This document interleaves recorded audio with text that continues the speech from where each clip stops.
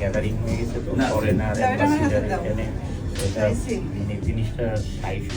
অনন্ত জলিল এবং চিত্রনায়িকা বর্ষা দুজনেই সোশ্যাল মিডিয়াতে সবসময় আলোচনার কেন্দ্রবিন্দু থাকে। যদিও বা তাদের সিনেমা হিট হোক বা না আসুক, তারা সবসময় ব্যক্তিগত জীবন কথাবার্তা নিয়ে আলোচনায় থাকেন। আমি ভ্যালেন্টাইনে প্রতিবারই কোথাও না কোথাও আমরা একটু বাইরে যাই 2-4 দিনের জন্য।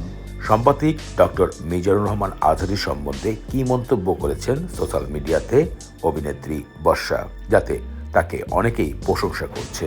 শুক্রবার 30 জানুয়ারি সন্ধ্যায় ফেসবুক পেজে মিজানুর রহমান আজহারীর লেখা এক নজরে কোরআন বইটির বেশ কিছু অংশ নিয়ে গণমাধ্যমে সুন্দর কথা প্রকাশ করেছেন। তিনি ক্যাপশনে লিখেছেন, আলহামদুলিল্লাহ, তার অনেকদিন ধরে ইচ্ছা ছিল এক নজর কোরআন বইটি পড়ার। এই বইটিতে আমরা কোরআনের শিক্ষাগুলোকে ভিজুয়াল প্রেজেন্টেশনের মাধ্যমে খুব সহজে তুলে ধরার চেষ্টা করেছি। 3টি বই অর্ডার করেছেন এবং গণমাধ্যমে সেই ছবিগুলো শেয়ার করে জানিয়েছেন তার বোনদের জন্য তিনি বাকি বইগুলো রেখে দিয়েছেন। তিনি আরো বলেছেন, আল্লাহ রাব্বুল আলামিন আপনাকে মঙ্গল করুন, এমনটাই বার্তা দিয়েছেন বাংলাদেশ এবং বিশ্বের অন্যতম জনপ্রিয় ইসলামিক বক্তা ডক্টর মিজানুর রহমান আজহারীকে নিয়ে।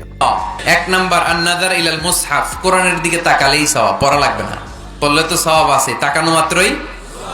সাম্প্রতিক তার এই বিষয়টি সোশ্যাল মিডিয়ার অনেক মানুষের কাছে দৃষ্টিতে অনেক ভালো মনে হয়েছে। এদিকে একটি সাক্ষাৎকারে অনন্ত জলিল গণমাধ্যমে জানিয়েছিলেন তার বর্তমানে আর্থিক অবস্থায় সমস্যা দিয়েছে, তাই এখন কোনো সিনেমার কাজে তিনি যুক্ত হবেন না, কারণ যুক্ত হলে তাকে দেউলিয়ার মতন কথা প্রকাশ করতে হবে। আমাদের আরএমজি বিজনেস এতটাই ডিটোরেট করেছে যে আমরা হিমশিম খেয়ে যাচ্ছি এখন। বিষয়টি খুবই চিন্তা মুখর হয়ে দাঁড়িয়েছে, কারণ বাংলাদেশের একজন অন্যতম শ্রেষ্ঠ ব্যবসায়িক খাতায় নাম রয়েছে অনন্ত জলিলের, যিনি 100 কোটি টাকা খরচ করে সিনেমা তৈরি করেছিলেন। সম্প্রতি গণমাধ্যমে তার স্ত্রী অভিনেত্রী বর্ষার মিজানুর রহমান আজহারীর বইকে নিয়ে মনোভাব প্রকাশ করার বিষয়টি নেট জগতের মানুষরা খুবই ভালোবাসার সাথে গ্রহণ করেছেন। প্রিয় পাঠক, বইটিকে কেন ব্যতিক্রম বলছি সেটা হাতে নিলেই বুঝতে পারবেন ইনশাআল্লাহ।